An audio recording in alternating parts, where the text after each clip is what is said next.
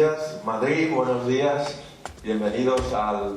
Tenemos el honor de iniciar el Campus de Excelencia 2009 con este debate que prometo, en la medida en que sea posible como moderador, hacerlo ágil y directo.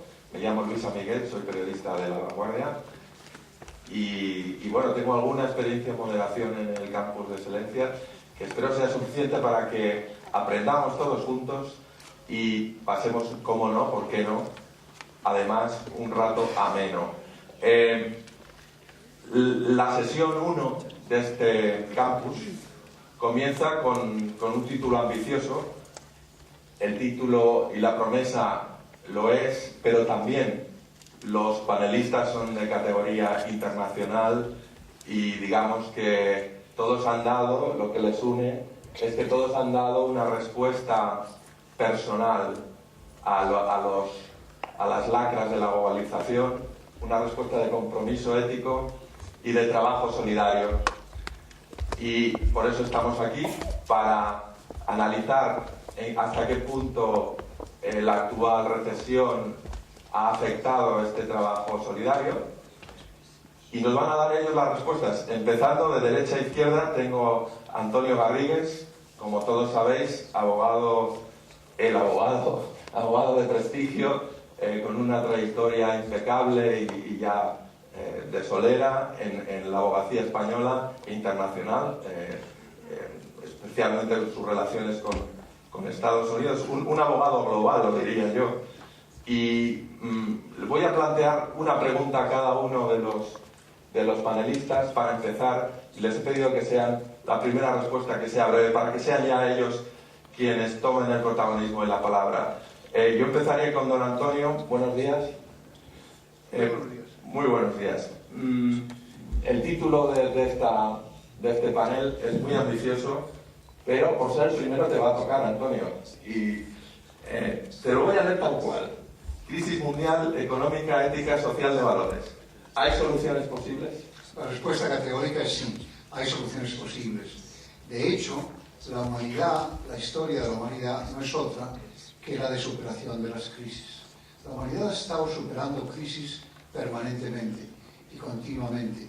Y tenemos que tener completa fe en que la humanidad actual también superará esta crisis. La clave, en mi opinión, para que se supere esta crisis es la de que todos tenemos que empezar a aceptar que si la crisis es global, y de hecho es global, tenemos que empezar a luchar por dos conceptos. Uno es instituciones globales capaces, instituciones globales eficaces. Es una base decisiva. Si, por ejemplo, la Corte Penal Internacional no funciona, eso es malo para la humanidad. Pero me refiero no solamente a la Corte Penal Internacional, me refiero a todo tipo de instituciones. Y si vamos a ir a instituciones globales, tendremos que pensar poco a poco en la idea de un derecho global para toda la humanidad. Y tiene que haber un derecho global para toda la humanidad. Y no es un concepto utópico ni imposible. Estamos trabajando en estos momentos en la idea de ver cómo podemos compatibilizar y unificar 5 sistemas jurídicos que son muy simples de explicar. El sistema anglosajón, que es el más potente, el de la Common Law; el sistema europeo, que es el Continental or Civil Law; el sistema del derecho marxista, que ya queda poco, pero todavía existe. Tenemos también el derecho islámico, que es un derecho muy importante, que está en un proceso de modernización y de cambio muy sustancial. Y por fin el derecho indígena, que está empezando a tener cierto relieve en Latinoamérica, ¿no? Creemos que es posible alcanzar instituciones globales eficaces y un derecho global para todo el mundo, y que eso sería un buen camino para que la humanidad pudiera afrontar las crisis con mucha más eficacia a como lo ha hecho. Muchas gracias. Abierto fuego, pues, don Antonio. Seguimos con Valdir Matur, President of Free Solar. Welcome to Madrid. Y que se ha distinguido tras una crisis personal, dio un cambio, un giro radical a su vida y se dedicó de pleno al trabajo colectivo y social con la fundación de esta ONG que ha marcado un tremendo impacto en India, por ejemplo. I got the first question for you, sir. Will be like, is there crisis, of course, material, but there are any values involved on that? Esta es una crisis material, pero es también consecuencia de una crisis de valores. ¿Hay algo más allá? ¿Es puramente monetaria? ¿Es solo subprimes? ¿O es un problema de ideas también, de actitudes? What's your point? Yes. I first of all agree with what you had to say, sir, that we have to synthesize and we have to take in consideration various values and other things that exist in laws and not just only go with the European or the Anglo-Saxon thing and say that has to dominate. So that hypothesis or understanding is very, very critical and important. Coming to your question, sir, yes, there is a crisis in values because all values are set up based on our economic systems that we follow. For thousands of years,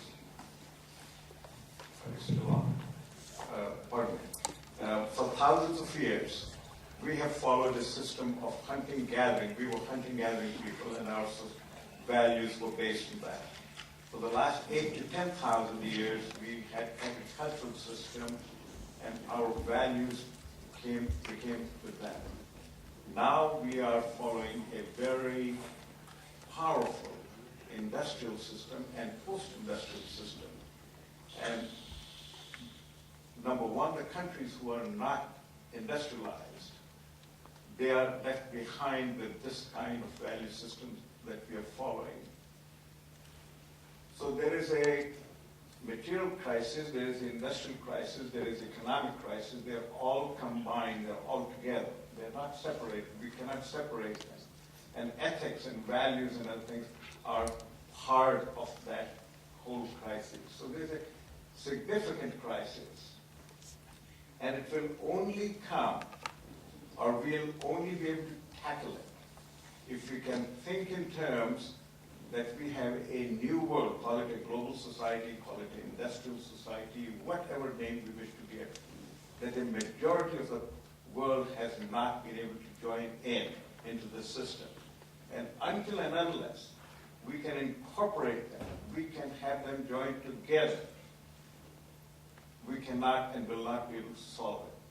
The problem with that is that our industrial system works at a terrific speed, huge speed, and there is very little margin of error. So if we do not pay very acute attention, immediate attention to this problem, the whole industrial system or our whole society is in critical danger. It is not a problem just for those people who have been left behind. The whole ship is burning. And it does not make difference that whether the fire is in the engine room. And upstairs on the deck, people are having a party. If we don't take care of that, the whole ship is going to sink. Perfect. Well, todos vosotros habréis oído hablar una y mil veces de las excelencias del microcrédito como una solución práctica y directa para la ayuda al desarrollo. Tenemos aquí un hombre, Sam Bailey-Harris, which has been outstandingly successful in the microcredit solutions. He's being the president of the Microcredit Summit, and it's been working a lot on that specific area. And that's why precisely that Sam, 5 minutes ago, told me, Luis, we should speak about hope, right? Because everybody's going to speak about crisis and bad moments. Let's speak about the exit of that tunnel. Let's speak about hope. Then, Sam, where is hope now? Yeah, very good. I think I'd like to just tell a story Please. that I told at the Latin America Caribbean Microcredit Summit in Perfect. June in Colombia. Good. And there were 1,200 from 35 countries. And one of the speakers in the next session was Ingrid Munro of Jamii Bora in Kenya, a microfinance program. And she told me that after the post-election violence in Kenya, they were given money to rebuild a market that had been destroyed in the violence. And they said, we have to find the rioters and engage them in rebuilding the market. Now, I don't know of any microfinance group in the world given money to rebuild a market destroyed in violence who would say we have to find the hooligans and engage them in rebuilding. But Jamii Bora's staff are all former members, former beggars, former prostitutes, former thieves, very close to the roots of the community. And they found the leader of the Gang of 200, he's known as the General, and they started to talk with him about having the gang rebuild the market that they had destroyed. And when the General first met Ingrid Munro, he said to her, I was very upset at your staff when they first came to me because they didn't realize how dangerous I was. But they convinced him, and they paid the gang to guard the materials at night, and they paid the gang to rebuild the market during the day with others. And when they finished, the General and about a third of the gang got involved in microfinance, building cases that school children used to bring their books and other materials to and from school. So he was with Ingrid in May, and he said to her, I haven't been to my home village in 10 years because my mother is so ashamed of me. But I just went home, and my mother cried for 3 days because she was so happy how I turned my life around. And I said to the people gathered in Colombia, there's the vision of using microfinance to make money for investors. But there's also this vision of using microfinance for redemption. And the dictionary defines redemption as restoring one's honor and worth, setting one free. So what gives me hope is when people come together and solve problems that I see as unsolvable, that bring new solutions to old problems.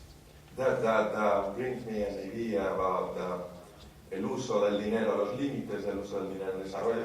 Y una cuestión muy concreta, que un gran debate que he suscitado en Italia, que las tropas italianas pagaban a los talibanes para evitar confrontación, para evitar conflicto. Es una pregunta que, por ejemplo, don Antonio Garrigues seguro que tiene muchísima jurisprudencia a mano para contestar más adelante, pero ya que Sam Haley la ha puesto, me gustaría que lo habláramos. ¿Hasta dónde puede el dinero cambiar el mundo? Y donde hay balas podemos poner dólares o euros, que todavía valen más. Tengo aquí a mi izquierda a Bernardo Kliesberg, un hombre que si de algo sabe y sabe de muchas cosas, es de los valores de la ayuda al desarrollo, ha sido asesor de la ONU, argentino, y sin embargo, buena persona, y sin embargo amigo, que es un veterano de este campus, y que le recuerdo el año pasado en un mano a mano tremendo con el Nobel de Economía Eric Maskin, en el que Eric Maskin sostenía que el hombre solo es bueno, el hombre y la mujer por supuesto, solo es bueno por interés, ¿no? Con incentivos. Entonces, como sabéis, la economía consiste precisamente en ponernos incentivos para ser buenos. Y Bernardo tenía otra opinión. Voy a aprovechar ahora y de paso deciros, aprovecho para felicitarle porque el rey le acaba de conceder la Orden del Mérito Civil y eso siempre está bien, ¿no, Bernardo? Enhorabuena. Y aprovecho para preguntarle si todavía cree que la ética puede más que el interés. Muchas gracias, felicitaciones especiales a José Ramón Calvo y a todo el equipo que hace posible este campus de excelencia, que es un espacio privilegiado para poder pensar. Estamos pensando en un momento muy delicado para el género humano, estimados amigos. Es un momento... ¿Se escucha?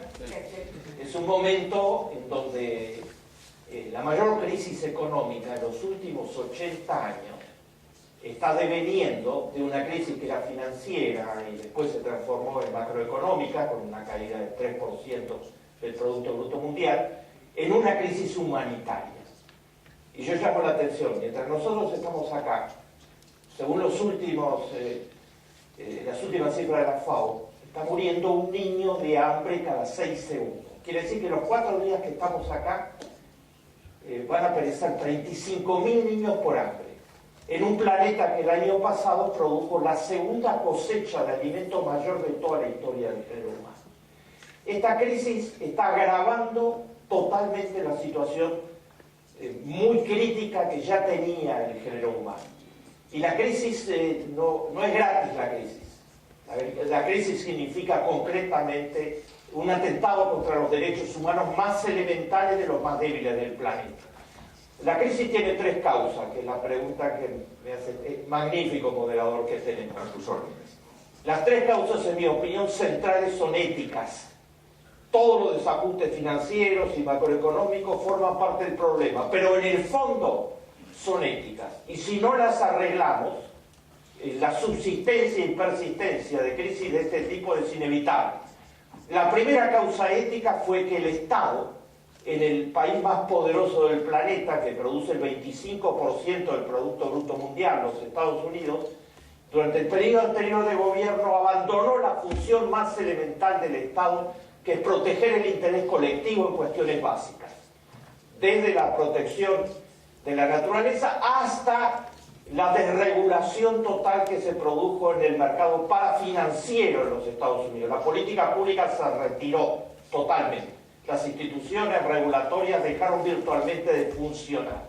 Entonces tuvimos desde el caso Madoff hasta la explosión de las burbujas al retirarse las regulaciones. Falla ética. Segunda falla ética. La falla ética de algunos de los líderes económicos financieros más importantes del planeta, que presidían las grandes instituciones financieras.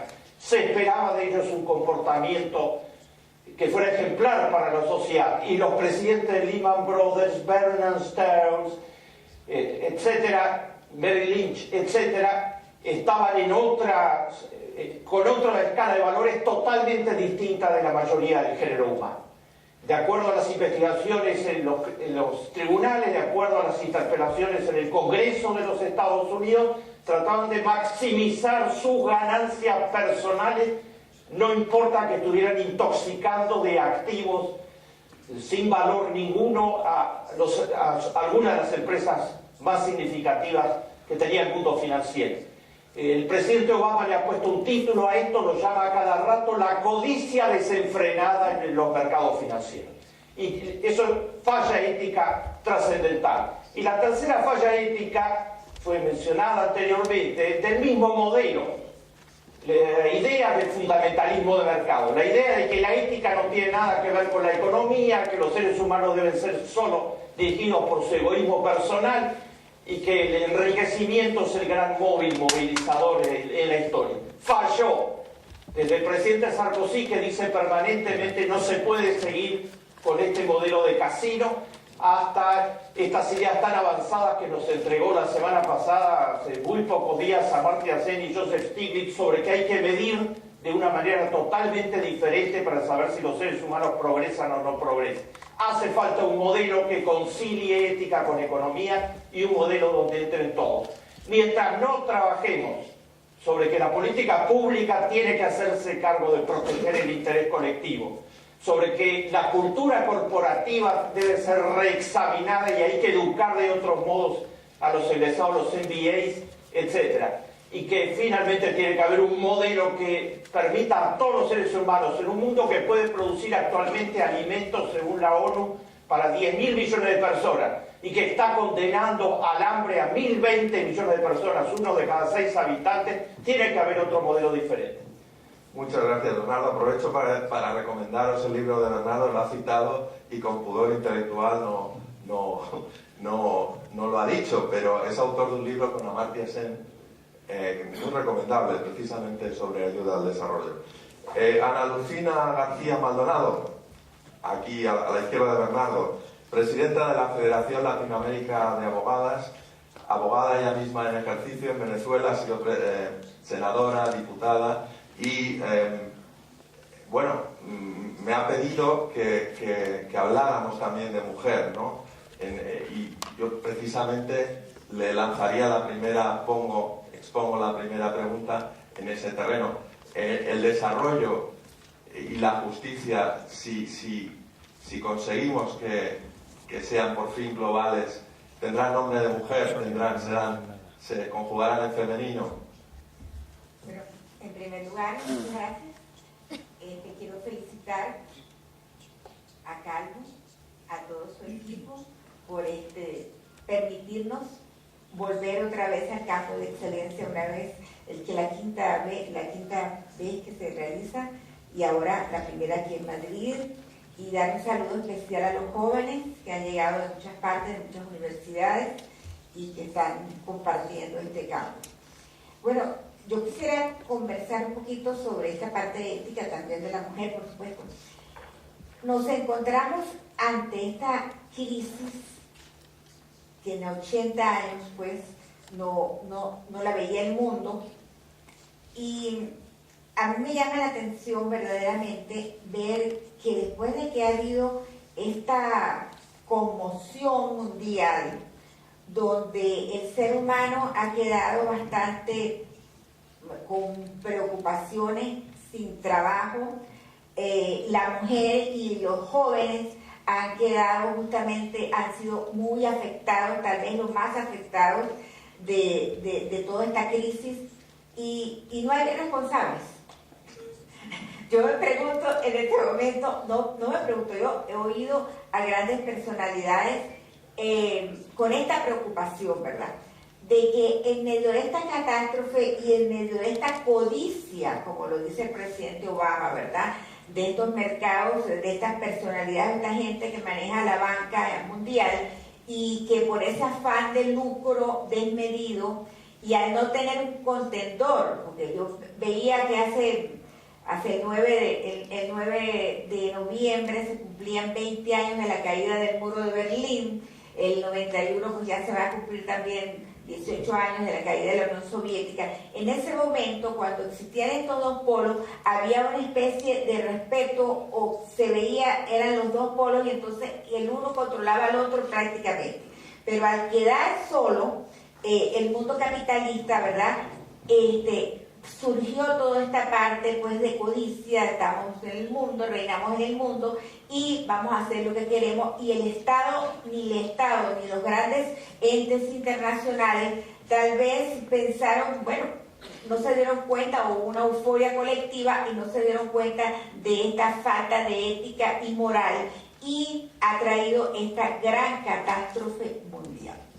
Yo pienso de que me uno pues a esas voces del mundo que dice que hay que investigar más profundamente y que hay que buscar responsables, porque si no se pone esto, en un futuro podría volver a ocurrir porque no hay freno, no hay medida, no hay nada.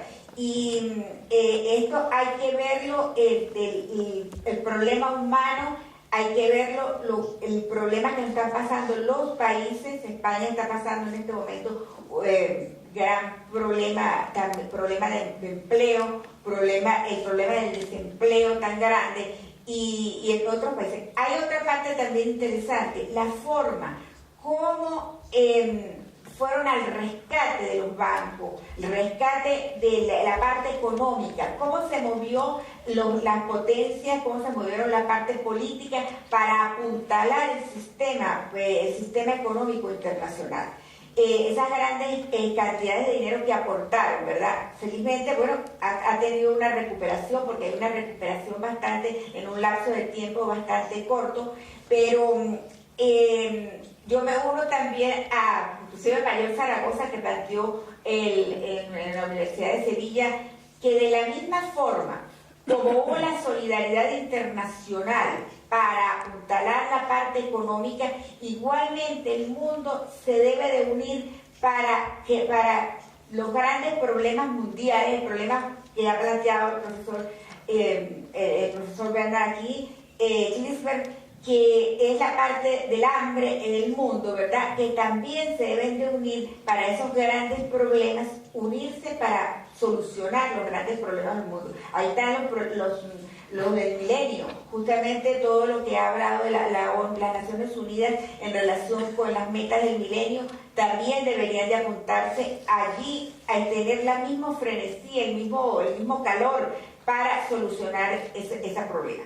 Y con relación a la mujer y los jóvenes, pues justamente han sido las partes más afectadas, porque ha sido terrible al ver las estadísticas, la cantidad de jóvenes que ya tenían su independencia y que han tenido que volver a los hogares de los padres, y las mujeres por los trabajos justamente temporarios también han sido pues muy afectados. Son normalmente la parte más afectada en la parte normal, y ahora en la parte de crisis es doblemente. Muchas gracias, Lucina. Y a la izquierda, el exministro de Educación de Panamá, Miguel Ángel Cañizares, embajador, presidente de la Conferencia de Rectores y rector, y que está preocupado, digamos, por las respuestas nacionales o estatales o locales a la crisis global, ¿no? Y tiene cosas que decir al respecto. Adelante, embajador. Muchas gracias. Me uno a todas las felicitaciones al doctor Calvo y todo su equipo y a todos los jóvenes. Es un honor compartir una mesa como esta, de este nivel de autoridades que tenemos aquí. Estamos viviendo uno de los momentos más difíciles de la historia de la humanidad.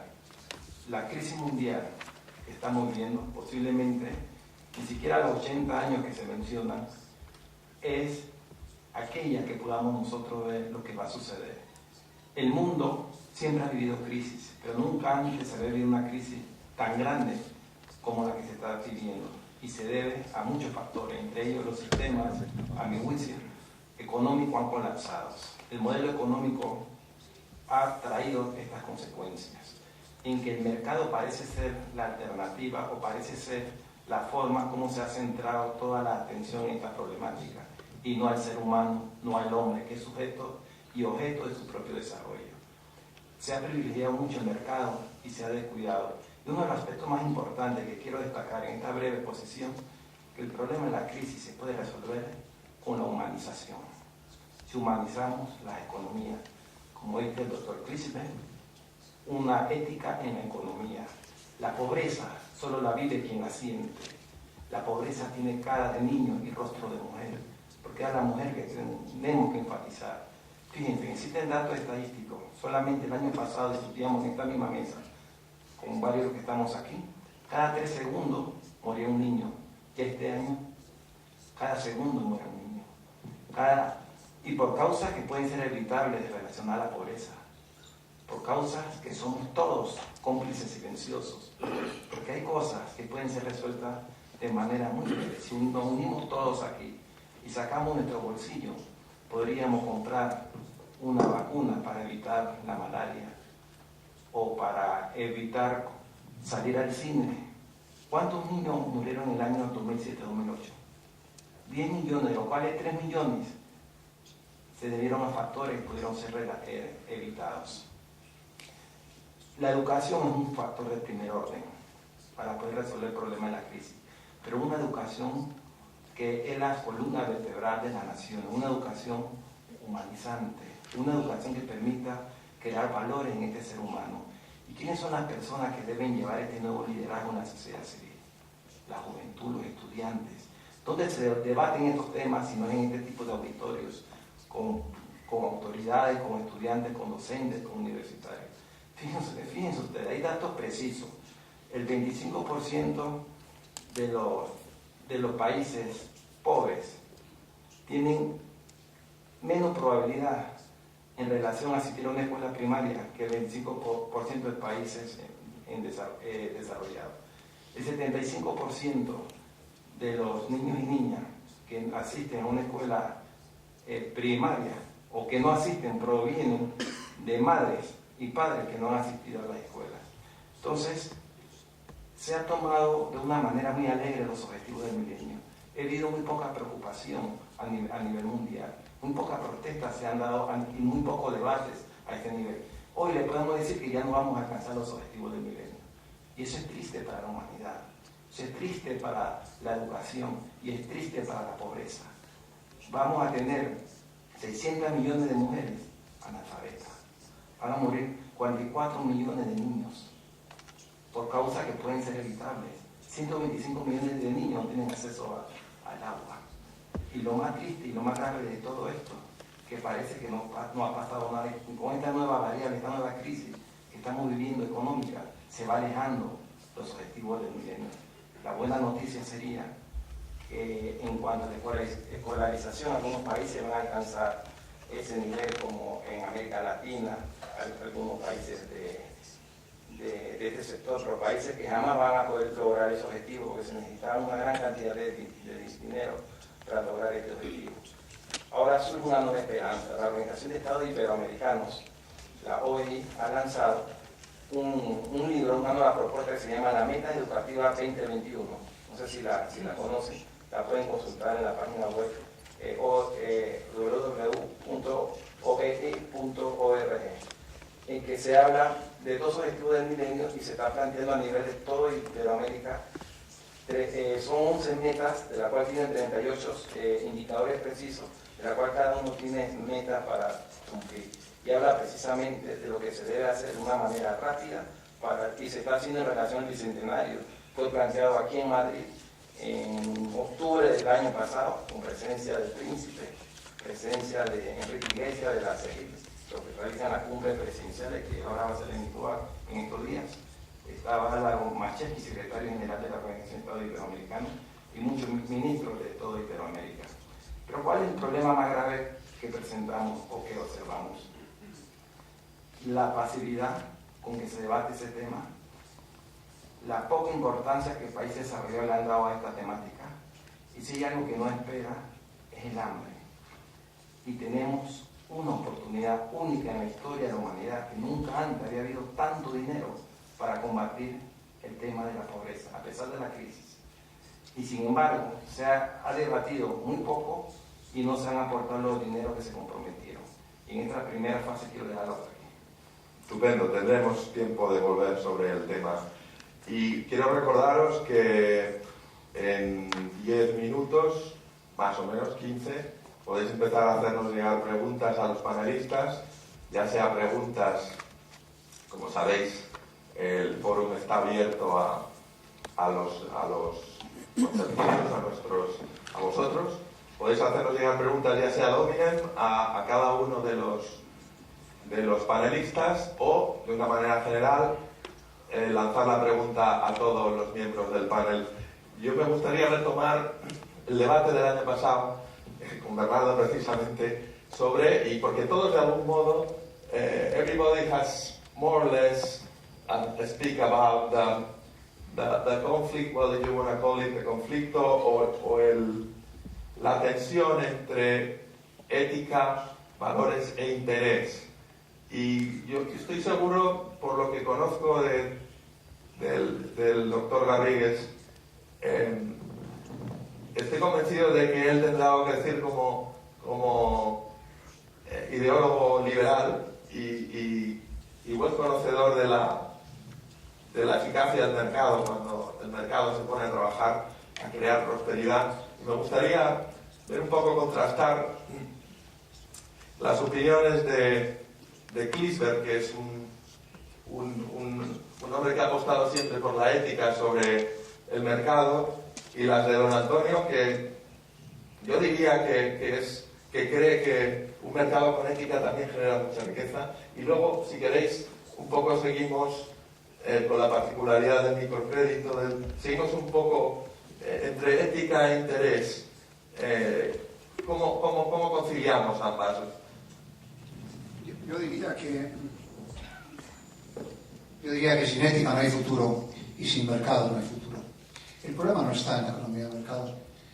Nadie puede pensar que la solución a la crisis está absolutamente alejada de los sistemas de mercado. El problema es que hay sistemas de mercado malos y sistemas de mercado buenos. La economía de mercado ha funcionado para mucha parte del mundo. En España ha funcionado admirablemente bien. Estamos viviendo una crisis ahora significativa, igual que muchos países europeos, pero la verdad es que La economía de mercado ha producido en los últimos 15 años un proceso de enriquecimiento colectivo general. Sin economía de mercado no hay futuro. El problema es que tiene que ser una economía de mercado que respete, como es lógico, todos los principios y todos los valores. No hay un solo pensador liberal serio que no conecte el liberalismo con la ética. El liberalismo es una ideología profundamente ética. Lo que pasa es que el liberalismo no se basa solamente en la economía de mercado. El liberalismo, como es lógico, un liberal no puede ser solamente liberal en lo económico. Un liberal tiene que ser también liberal en lo religioso, tiene que ser un liberal en lo cultural, tiene que ser un liberal en todas sus formas. Pero la descalificación sistemática de la economía de mercado produce, sin embargo, un fenómeno que es cuestionable, en el sentido de que ¿cuál es otra solución? La solución es un Estado interviniente, permanentemente interviniente, o simplemente un Estado más o menos regulador. Que en efecto el Estado americano abandonó su misión reguladora, eso nadie lo duda, y ya todo el mundo lo ha aceptado de una manera tranquila y de una manera normal, hasta se sabe quién es el culpable, ¿no? Pero eso no quiere decir que eso no haya producido en Estados Unidos durante un cierto tiempo un sistema bueno. Lo que la humanidad tiene que reconocer es que las crisis se producen permanentemente. Después de esta crisis vendrá otra crisis. Si alguien cree que esta es la última crisis, se equivoca. Vendrán otras crisis y la humanidad superará esas crisis.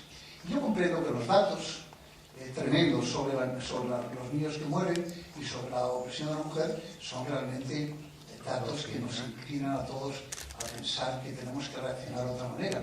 Y yo creo que este es el motivo de esta reunión, a ver cómo podemos pensar de otra manera y a ver cómo podemos afrontar ese tema de una manera fuerte. Yo creo, por ejemplo, que lo que ha dicho nuestro amigo de los microcréditos es algo muy importante. Yo creo que la solidaridad, la propia solidaridad, va a tener que expresarse con formas más eficaces, porque hasta ahora la solidaridad ha funcionado muy mal. Y las fórmulas de microcrédito, incluso conectadas con gente que quiere invertir en esos sistemas, están funcionando de una manera admirable. Han funcionado en la India y han funcionado en otros países. El problema grave que todos tenemos que afrontar es el tema de la corrupción.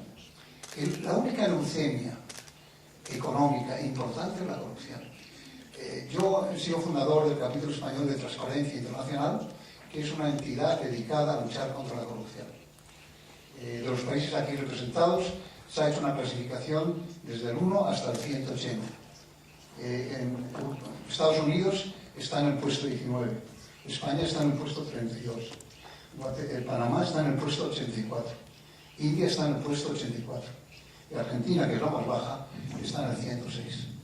Argentina vive un modelo de corrupción tremendo, profundamente dañoso para todo el sistema económico, y como es lógico, el problema con la corrupción es que la corrupción afecta siempre más a los pobres que a los ricos. La corrupción nunca afecta a los ricos. Los ricos siguen navegando perfectamente en climas de corrupción. A quien afecta es a los pobres. Y este sí que es un tema, cuando hablamos de soluciones, que en algún momento habría que afrontar. Porque si alguien cree que la corrupción se está atacando, se equivoca. La corrupción sigue creciendo permanentemente, tanto en países desarrollados como en países emergentes.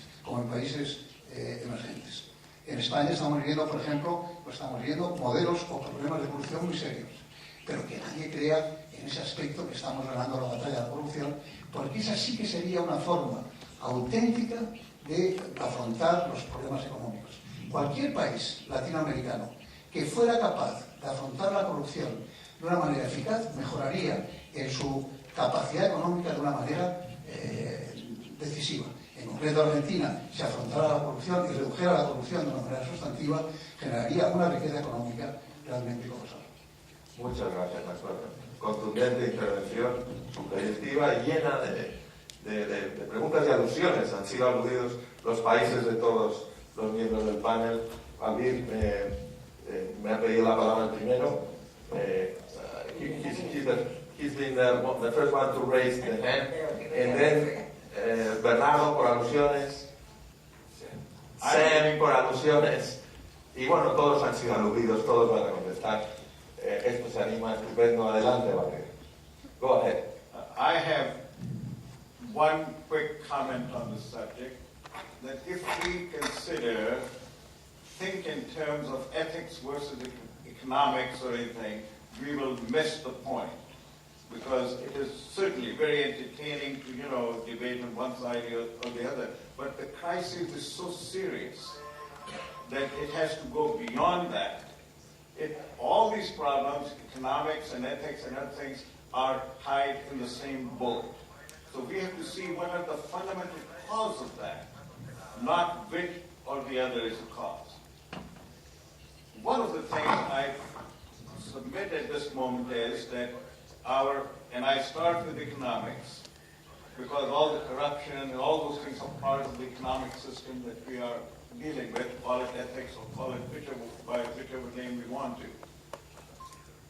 We have come from an agricultural society, and our framework of thinking is quite old, and we have all of a sudden in our history for the last 200 years been faced with this fast-producing merchandise of industrial society. For millions of years, we have faced scarcity. For the first time in the human history, we are facing surplus. Where we have so much surplus, we do not know how to distribute. And the problem is not with economics. The problem is that we are applying old thinking to the new way of life that we have encountered. We have still not started to think in terms that what we have available to us. We are still thinking of scarcity. We are still thinking that the rich need to get richer and the Madoffs need to come or the powerful need to get more powerful. The problem is that a new world has emerged and our thinking process is not there as yet. So we have to think out of the box. We are still thinking in old terms. That is where I present the problem lies. Okay. Gracias, Malvin. Your turn. Yes, I just want to ask you 2-3 minutes. So we make the first one. Right. Les recuerdo, vamos a hacer otra ronda. Les recuerdo que tienen opción a pregunta. I want to bring another idea into the discussion. Please do it. Thomas Friedman is a columnist with the New York Times. And he did a column a week or two ago where he was talking about the climate crisis. And he says, if you really ask people, what's the problem, people will say, it's a problem of leadership. And Friedman said, no, I think it's a problem of citizens. And the idea that I want to throw out is that there's a breakdown of values among citizens about who they are. And a quick example, I got involved in the field of global poverty 30 years ago when I asked 7,000 high school students what the name of their member of Congress was, because Jimmy Carter's Commission on World Hunger called for the political will to end hunger. And out of 7,000, 200 knew the name of their member of Congress, and 6,800 didn't. Last week, I asked 100 students at a university in California what the name of your member of Congress is. 9 knew, and 91 didn't. Tomorrow, I'm speaking at the Autonomous University of Madrid. I'm going to ask that question again. And I will be shocked if it isn't a similar answer here in Spain. No sé aquí si sabíamos los nombres de los So the point is, we have to take a look at how we've given up as citizens and not say, well, they should do that, or the government should do a better job, or how's the job we're doing? And how do we contribute to the inaction and the slowness in making change? No sería tanto hablar de instituciones como de acción personal, ¿no? Personal involving in that. And the civil society. That's right. Sociedad civil y ciudadanos trabajando. Bernardo. Hace 3 años había, según la FAO, exactamente 840 millones de personas con hambre. Las capacidades tecnológicas del mundo de producir alimentos, bienvenidas las explosiones tecnológicas, han cambiado totalmente, han multiplicado las posibilidades de producir alimentos. Este año hay exactamente, en este momento, 1.020 millones de personas con hambre. El hambre mata. El hambre no es un tema más. Se mencionaron algunas de las cifras como el hambre mata. La crisis no es gratis. La crisis no es una crisis más. La caída de la economía de los Estados Unidos es la mayor caída desde 1930. Se destruyeron 7.300.000 puestos de trabajo desde fines del 2007 a la actualidad. En este momento en los Estados Unidos el 27,5% de los jóvenes como ustedes están fuera del mercado de trabajo. La tasa de desocupación juvenil es el 27,5%. Y termina de anunciar el Departamento de Agricultura la semana pasada que 49 millones de personas están desprotegidas desde el punto de vista alimentario en los Estados Unidos. Es imprescindible revisar las causas de la crisis. Hago una sola referencia, lo que dijo una de las personas que tomó decisiones macroeconómicas muy importantes en los Estados Unidos en los últimos 20 años, Alan Greenspan, cuando el Congreso de los Estados Unidos lo interrogó recientemente, lo interpeló sobre las causas de la crisis. Y le preguntó, señor Greenspan, usted se opuso sistemáticamente como presidente de la Reserva Federal durante 17 años a regular las hipotecas basura. Y se opuso sistemáticamente a regular los derivativos, dos de las causas centrales de la explosión de las burbujas. Y la respuesta textual del señor Greenspan fue: estoy en estado de estupor. Creímos que las instituciones financieras se autorregularían para proteger sus intereses y los de los accionistas, y no lo hicieron. Todo el edificio intelectual que construimos se ha venido abajo. Es hora de revisar el edificio intelectual porque no funciona, no es un tema de ideología ni político. El Premio Nobel de Economía lo llama, Stiglitz lo llama simplemente a aplicar a ultranza la desregulación salvaje, el capitalismo salvaje en definitiva, para darle un rótulo, es mala economía. Produce lo que produjo en la economía más poderosa del mundo, una destrucción de riqueza inédita y una exclusión social fenomenal. Detrás de esto, quiero añadir a la agenda el tema, porque es un tema fundamental, ¿por qué un mundo que puede producir alimentos para una población casi el doble de la actual tiene la cifra de hambrientos mayor de toda la historia? 100 millones de personas sin agua potable, con una capacidad tecnológica incontable. La última encíclica papal agrega un elemento muy importante a la discusión. Caritas et Divinio dice que el tema central lo llama las disparidades hirientes, las enormes desigualdades. En las Naciones Unidas lo llamamos las desigualdades groseras. Las 10 personas más ricas tienen actualmente más que el Producto Bruto sumado de 55 países en el planeta. La producción permanente de desigualdades más agudas en el marco de la desregulación salvaje, de los incentivos perversos, etcétera, ha llevado al borde de la crisis que menciono. El presidente Obama dice que en la crisis del año 30 las dos situaciones que la precedieron fueron la especulación salvaje en los mercados y los mayores niveles de desigualdad que había alcanzado Estados Unidos en su historia reciente. Los mismos dos fenómenos se estallaron antes de esta crisis. Estos fenómenos están a escala internacional. ¿Tienen remedio? Desde ya que tienen remedio, y me sumo a las excelentes opiniones que se han mencionado. Responsabilidad social de la empresa privada, combate a la corrupción, una lacra fundamental bajo todos los medios, intervención activa de la sociedad civil y política pública. Sin política pública de buena calidad no hay soluciones. Desde todo el espectro ideológico hoy se pide política pública de alta calidad. Y me adhiero a lo que recién Sam sugirió.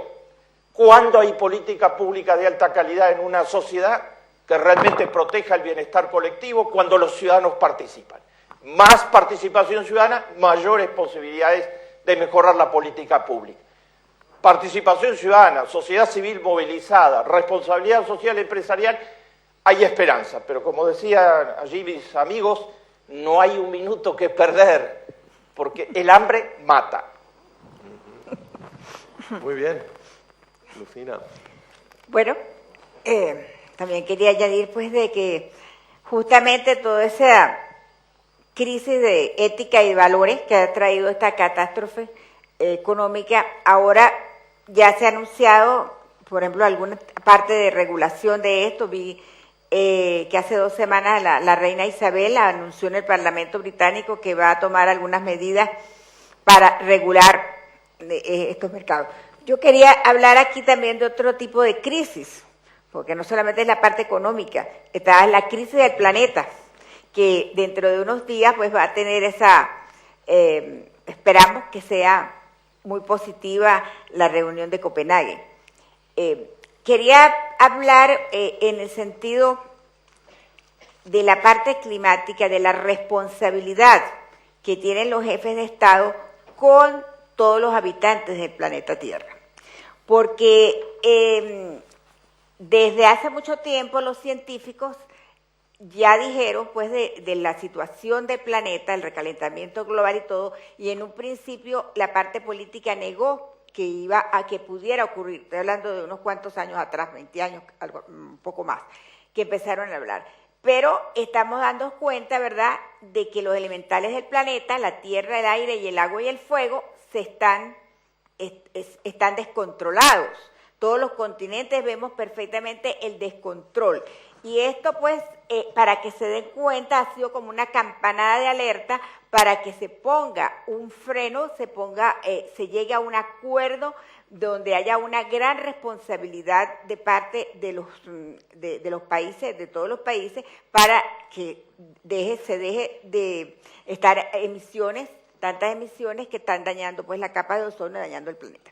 Pero allí en Copenhague, lo importante que yo quisiera decir es que la responsabilidad de ellos frente a la humanidad, porque es un derecho humano, el derecho a la vida. El derecho a la vida es fundamental del planeta y yo creo que este foro es la voz y las expresiones de los más de 6.000 millones del planeta Tierra que no tienen voz ni expresión, y que de decirle a esos señores que van a estar allí, a los jefes de Estado, ¿verdad?, de que hay el derecho de la humanidad, el derecho a vivir, todos los 6.000 millones en este momento y lo que va a venir en el futuro, las millones de personas que van a estar en el planeta, para que tengan la responsabilidad y haya un acuerdo vinculante para que pues, se queden comprometidos verdaderamente a hacer acciones eficaces en favor de la humanidad.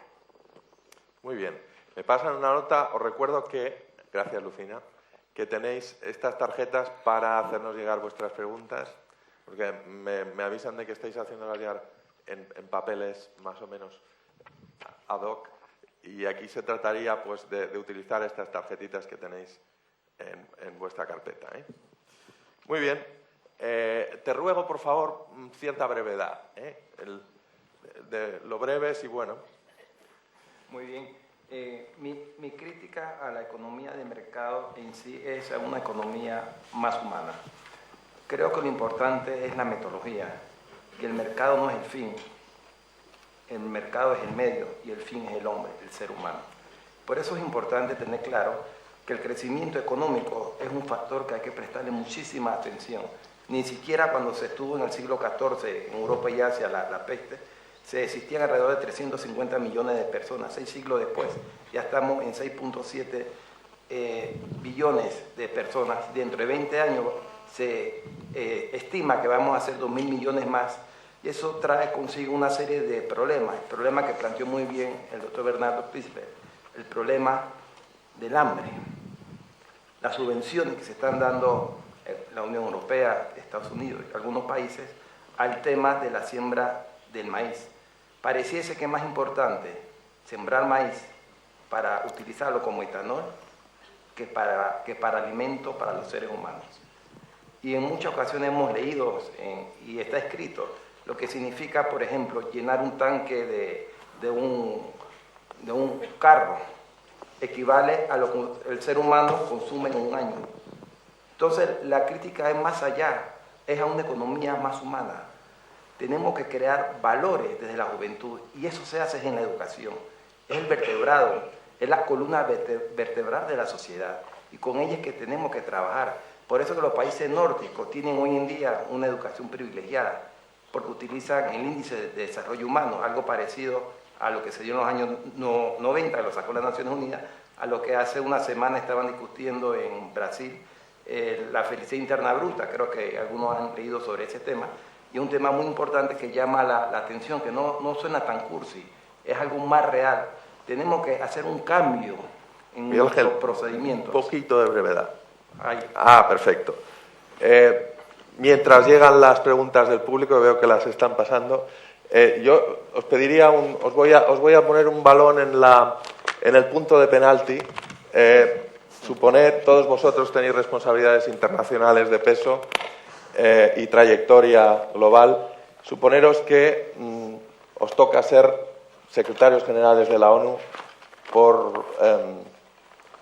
porque la vida os ha puesto por circunstancias X. Yo sé que vuestras ansias de poder político no llegan tan lejos, pero sí que me gustaría que dijerais, nos dijerais qué es. Antonio hablaba antes de la necesidad de una legislación mundial. ¿Qué es lo primero que haríais? Lo primero, a bote pronto. Relajaros y 1 minuto cada uno, por favor, para que todos podáis explicar. Cuando el mundo vive una globalización, la primera obligación que tiene el ser humano es hacer que su mente sea global, que pensemos globalmente. Yo creo que el eurocentrismo, el americanismo excesivo, y en definitiva estamos educándonos todavía en valores muy pequeños. El joven tiene que tener un concepto global. Y dentro de ese concepto, un secretario general de las Naciones Unidas tendría que ocuparse de 2 temas claves. No puede haber una globalización civilizada si no tenemos instituciones globales. Los déficits jurídicos y democráticos en los que está entrando la globalización son verdaderamente terroríficos. Necesitamos instituciones globales serias. Por ejemplo, he mencionado, tenemos la Corte Penal Internacional, que en estos momentos la dirige como fiscal un importante argentino, que luchó, Luis Moreno Campo, que luchó contra la corrupción en su país. El pobre se declaró fracasado durante mucho tiempo a través de una magnífica institución que se llamaba Poder Ciudadano. El problema de la Corte Penal Internacional es que no tiene eficacia, no puede tener eficacia. ¿Por qué? Porque los países poderosos no quieren que la tenga. Es tan simple como eso. Si hacemos lo mismo con todas las demás instituciones, sea en la agricultura, sea en el tema sanitario, sea en otro tipo de temas, y vamos creando instituciones globales pero sin capacidad de acción, la globalización siempre será una globalización poco civilizada. Si tuvieras una llamada, la primera llamada de secretario general de la ONU, ¿a quién se la harías y para qué? Hombre, habría que hacerle siempre a los países ricos y a los países poderosos. Al presidente Obama, a los países poderosos. A los países poderosos hay que decirles que este tema de las desigualdades es un tema que ya es tan horrorosamente grosero y tan difícil que hay que afrontarlo de una manera mucho más eficaz. Hay mucha gente, por ejemplo, en el mundo conservador que dice, si no hay que ocuparse de este tema está mejorando, poco a poco está mejorando. Poco a poco está mejorando. Señor presidente, actúe. Señor presidente, vamos a ver si algún día el mundo rico se da cuenta de que estas desigualdades van a acabar con todo el sistema, de modo que sean ustedes mínimamente inteligentes si quieren conservar su riqueza, porque si no, esto realmente puede crear situaciones tremendas. Muchas gracias. Malvir, vamos allá. Secretario General de la ONU, ¿qué haces? Llegas al despacho. Arreglar el micrófono. The main thing is that understanding that today's economic system of production, one of the major aspects of this is that power in the hands of few. Few machinery, a little bit of machinery can produce a huge number of things. And this has caused the disempowerment of a very large segment of our population. If we have to solve this crisis, which is very, very large and very urgent, it is literally, if we were on a ship and the ship is on fire, this is literally the condition. Those who know can feel it. If we have to solve it, we have to have all hands on the deck. And that means we have to empower people. from all parts of the world, whether they are Muslim, whether they are Christians, Catholics, Jews, does not make any difference. And in order to empower people, the main critical thing today is education. If we have to address hunger, if we have to address ethics, if we have to address how our society or how our grandchildren will survive, we will have to pay immediate and urgent attention to education, because therein lies most of the answers to most of the problems, in my opinion. Thank you. You can make a call if you want, as a Secretary General. Who will you call? I will call all the nations.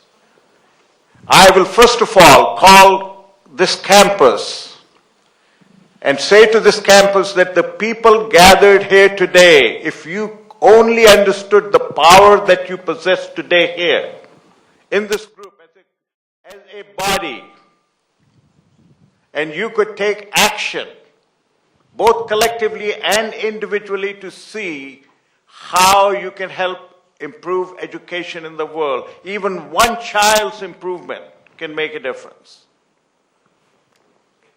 Thank you. I would call on this body first, and then I'll call on all the governments and everything, because that is the urgent call, in my opinion. Thank you, Baber. Your turn, Samuel.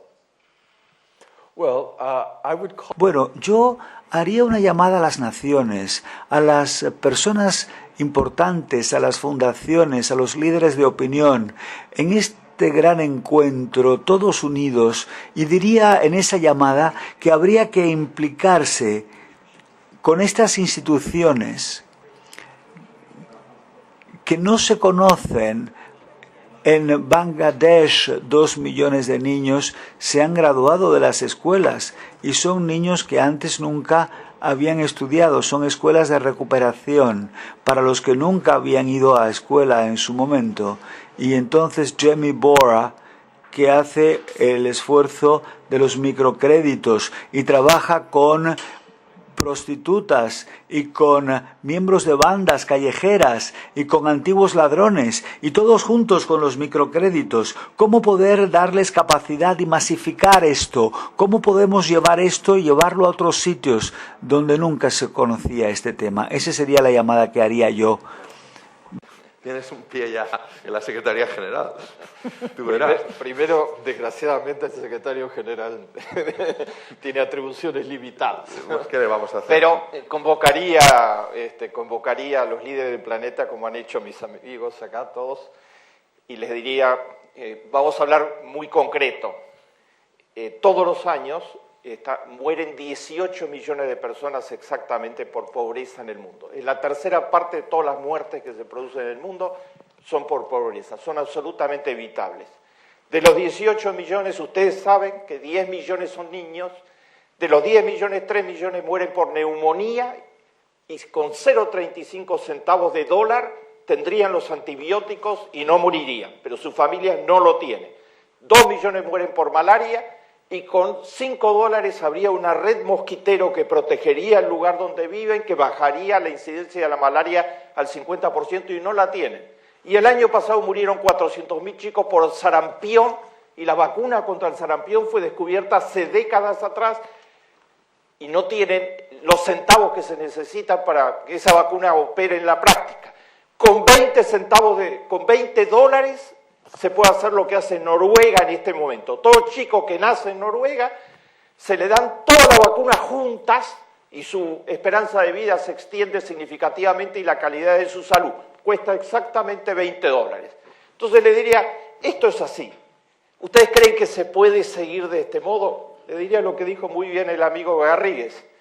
¿Hasta dónde se puede seguir de este modo? ¿Ustedes creen que es ilusorio que todos los chicos del mundo puedan tener derecho a vacuna, a educación, a no morirse por factores absolutamente evitables? Lo ilusorio es creer que se puede seguir en el planeta de este modo sin que el planeta tenga un nivel de conflictividad y de riesgo de explosión permanente, continuo. Y les diría finalmente, la idea que les estamos ofreciendo de las Naciones Unidas no la generó las Naciones Unidas, está en el Antiguo y en el Nuevo Testamento. Y es la idea simplemente de que los seres humanos debemos ser los unos responsables por los otros. Si no, los daños los cargaremos todos. Muy bien, y tendríamos una secretaria general por primera vez en la historia de las Naciones Unidas, que sería un refrescante de entrada. Bueno, yo tuve el honor de trabajar con la señora Helvi Sipila, subsecretaria general de Naciones Unidas. Subsecretaria, nos falta una secretaria. No, subsecretaria, ¿no?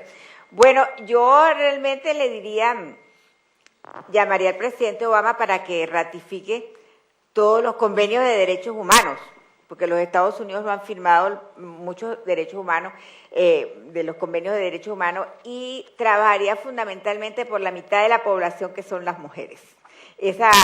Tuve el honor pues de trabajar con la señora Sipila en la convención contra toda forma de eliminación de la de toda la forma de discriminación de la mujer, que el próximo 18 de diciembre cumple 30 años y ha sido la base de toda esta revolución internacional, una revolución pacífica de la incorporación de la mujer a la vida pública.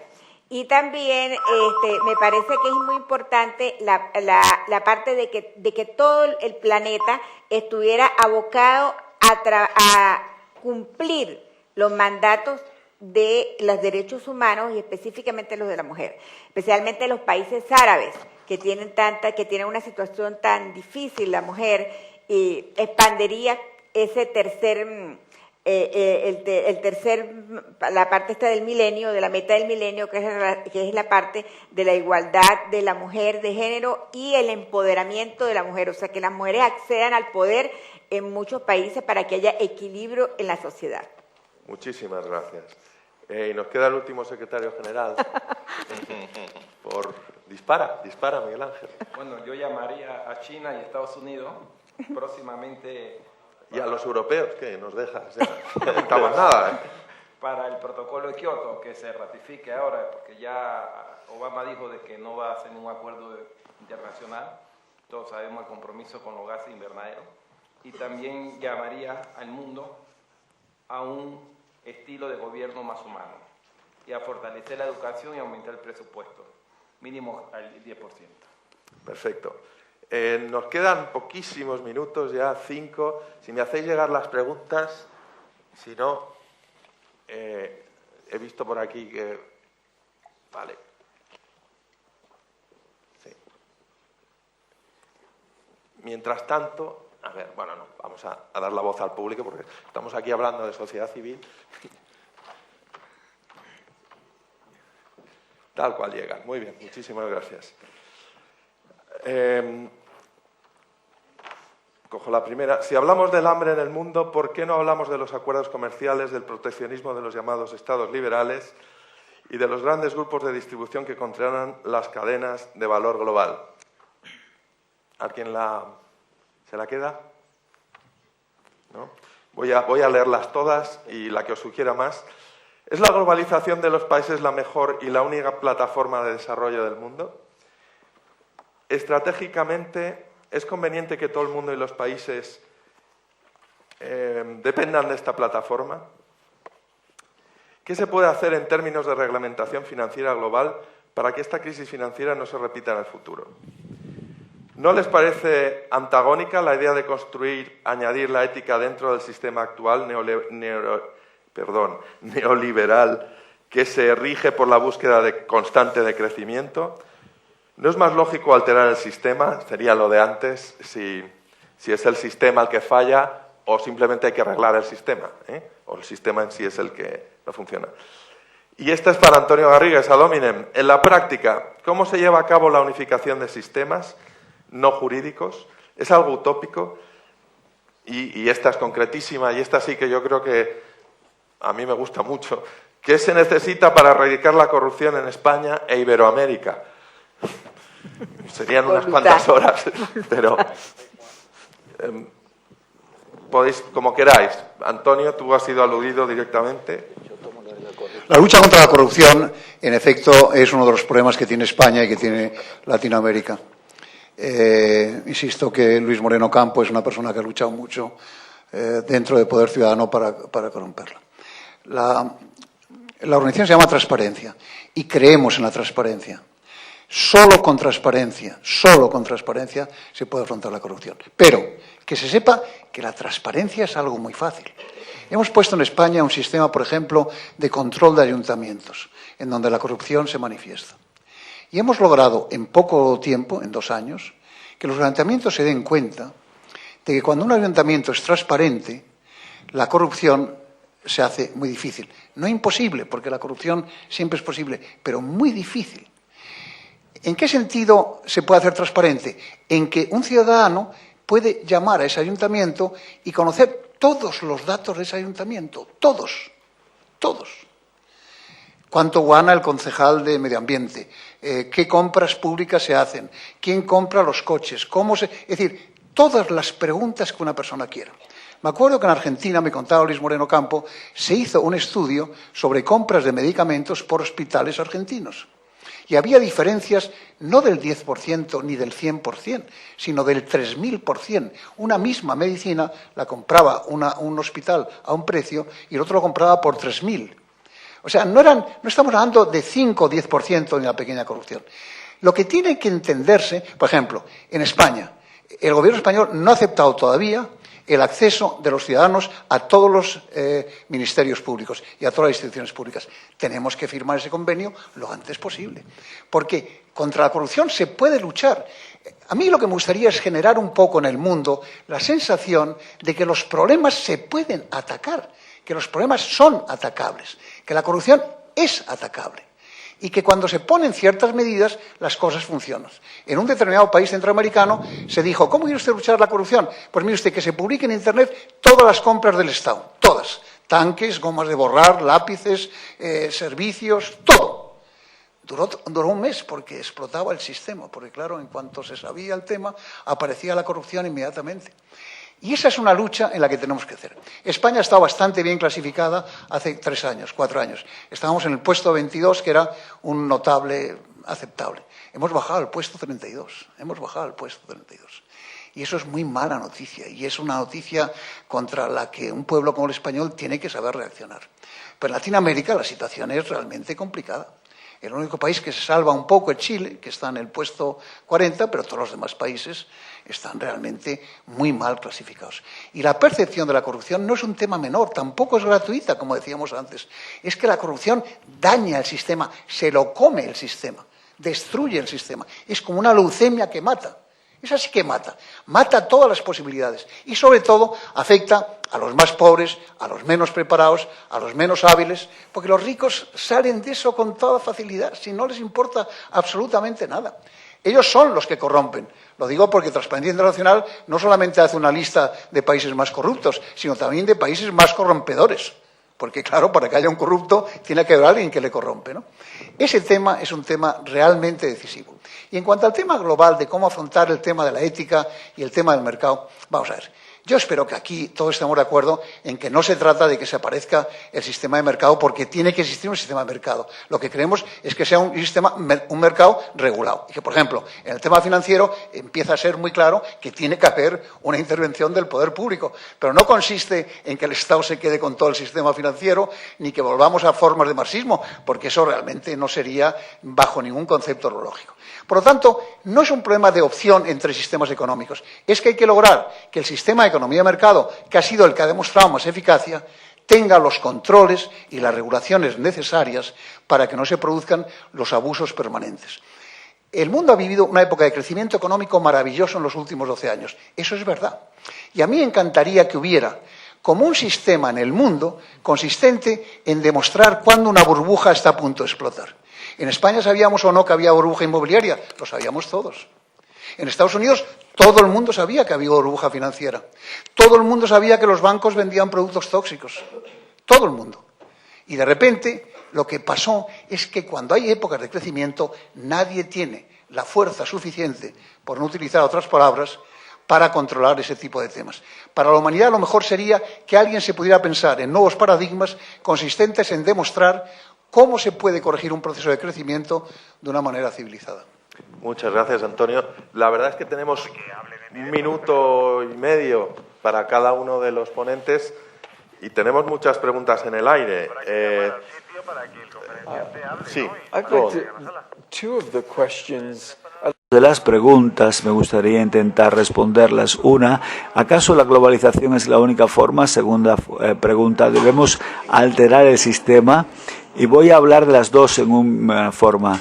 Tenemos un premio Nobel que hablaba de asuntos sociales, un partenariado, cuando hablaba de Danone, que llevaba yogur, elemento nutritivo a las aldeas, 10 millones para crear una empresa en Bangladesh, y puedes sacar luego los 10 millones sin ganancia después. Y entonces la gente dijo, es una locura, ¿por qué Danone va a invertir 10 millones por el bienestar social y solamente retorno de la inversión y nada más? Pero es la gente que hace locuras los que entregan a veces a cambio de nada, y puede ser con Adidas para crear un calzado, por ejemplo, para que dure, por ejemplo, pues un año. Y la idea social, de implicación social, eso es mundialización, es la única forma. Alterar el sistema es trabajar, es lo que llamamos social business, el negocio pero social. Social business es la clave. Bernardo. Con mi compañero de libro, ya que lo mencionó, el libro se llama Primero la gente, Amartya Sen. Pensamos en la obra, no hay un solo sistema económico. El género humano ha producido una diversidad de sistemas económicos en las últimas décadas. Una cosa es el modelo de los países nórdicos, otra cosa diferente es el modelo del sudeste asiático, otra cosa es el modelo del capitalismo salvaje de la época de Bush, otra cosa son los modelos que se están desarrollando en los últimos tiempos, como el de India, el de la China, etc. Hay una diversidad de modelos económicos, de ya que tienen que ver con la circunstancia histórica de cada uno de los países. Si se mide la eficiencia de los modelos económicos y se toma en cuenta el indicador de desarrollo humano de las Naciones Unidas, que engloba cerca de 20 indicadores actualmente, el país líder del mundo, absolutamente, en los últimos 10 años, es Noruega, el que tiene el récord más alto, al mismo tiempo, junto con Finlandia, con Dinamarca. Son los líderes o están siempre entre los 10 países líderes en las tablas muy importantes de Transparencia Internacional. Son los menos corruptos, coincido contigo. Son exactamente los países menos corruptos. Exactamente. Entonces no es casualidad, ¿no? No es casualidad. No es casualidad. Ahora, ¿su modelo qué es? No es el modelo de mercado tradicional. No tiene nada que ver con el modelo de mercado de la época de Bush en los Estados Unidos. En su modelo hay políticas públicas, un modelo mixto, donde hay políticas públicas muy activas que proporcionan servicios universales a toda la población en educación, salud, en todos los bienes básicos. No hay pobreza, 0% de pobreza actualmente en Noruega, y hace años fue el país menos afectado por la crisis económica mundial. En segundo lugar, hay una sociedad civil totalmente movilizada. 70% de los noruegos hacen trabajo voluntario. Y los niveles de empoderamiento y participación ciudadana son altísimos. Se controla la corrupción desde la cultura. La cultura rechaza como un anticuerpo enfermizo totalmente cualquier cosa que se semeje a corrupción, junto a la normativa legal, la transparencia de los actos, que son aspectos fundamentales. No es ideal, ellos tienen sus propios desafíos, pero muestra que se puede hacer un modelo de carácter diferente. Si alguno me pregunta, con toda razón, bueno, Noruega tiene mucho petróleo, también Arabia Saudita tiene mucho petróleo. Y el nivel de discriminación de la mujer es absolutamente horroroso, y el nivel de pobreza y las desigualdades son fenomenales. No basta tener petróleo. Lo que importa es cuáles son las prioridades, cómo es el proyecto social, cómo se organiza. Finlandia no tiene petróleo, hace 35 años era una sociedad agrícola, no tiene ningún bien natural importante, y tiene éxitos sociales similares a los de Noruega.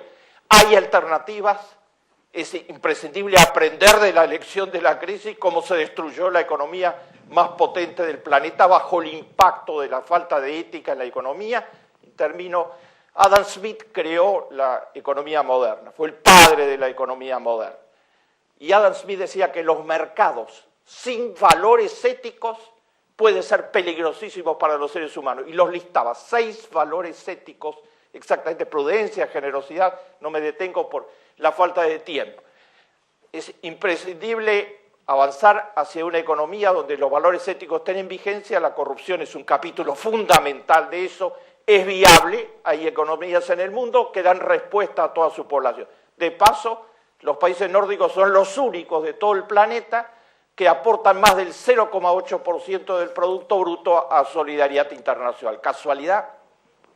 Y dejadme añadir para acabar que Finlandia es el país con el mejor sistema educativo del mundo, como sabéis. Con lo cual cerramos lo que decíais antes de educación. Y gracias a todos han salido buenas ideas. Mira, un momentito. Dime, Lucina. Un momentico. Claro, no te quites aquí se trata de que lo fundamental aquí es buscar soluciones, ¿verdad? Claro. Para la crisis y para los problemas que hay. En este sentido, el año pasado se presenté el problema, hay un problema en Europa. ¿Cuál es el problema? El problema de la violencia contra la mujer. Ese problema se trató en el campus de excelencia en la Gran Canaria, y entonces yo ofrecí una convención europea para justamente eliminar la violencia contra la mujer. Y en este momento deseo que el señor Calvo, que el doctor Calvo, por favor, suba acá para entregarle el proyecto de convención, que no le he llamado, sino le he llamado así, Convenio Europeo, Proyecto de Convenio Europeo para proteger el derecho de la mujer a una vida libre de violencia. Muy bien, esto sería es importante, y no solamente un momento, no solamente de Europa, sino si me buscáis a José Ramón Calvo por aquí. El año pasado también fue un marco sur-sur, y también se estudió la parte de África, y he elaborado otro proyecto de convención africana para prevenir, sancionar y erradicar la violencia contra la mujer. O sea, estos son dos proyectos muy importantes porque se refieren en Europa a 350 millones de mujeres del continente acá. Y que como España va a ser justamente presidente, va a tener la presidencia de la Unión Europea, sería interesante que estudiara qué mejor final para esta charla que un acto concreto. Y dejarme que demos la bienvenida a José Ramón Calvo, el organizador del Campus de la Excelencia, y que va a recibir en estos momentos de la mano de Ana Lucina. Aquí reciba este proyecto, oye, que es muy importante. Enhorabuena por el trabajo y gracias por vuestra atención y vuestras preguntas.